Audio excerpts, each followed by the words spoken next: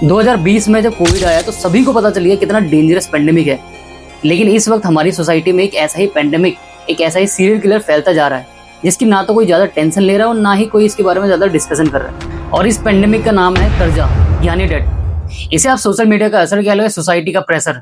ये एक बहुत कॉमन सा फिनोमिना है जिसमें हर इंसान ऑनलाइन, सोशल मीडिया या सोसाइटी में अपने आप को सक्सेसफुल दिखाना चाहता है, भले ही उस लेवल की सक्सेस उसने अचीव की हो या ना की हो।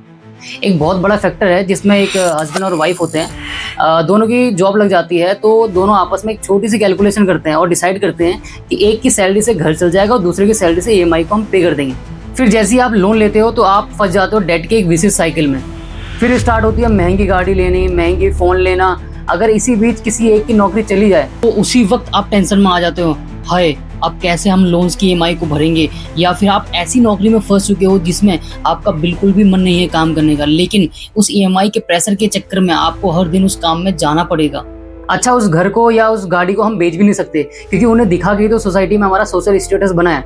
अगर हम उसको बेच देते हैं तो हमारा वो स्टेटस चला जाएगा और इसी डर से आप अंदर ही अंदर पिसते चले जाते हो और फिर स्टार्ट होती है मेंटल हेल्थ डिटोरेशन, जो आसपास आप देख ही रहे हैं। कितने लोगों ने सुसाइड कर लिया है, डेली न्यूज आ रही है, लेकिन हम उसको पढ़ के भी अनदेखा कर देते हैं। आप किसी भी बैंक में चले जाए, 1 मिनट में आपको समझ में आ जाएगा कितने घर, कितनी गाड़ियां गिरवी रखी हुई है।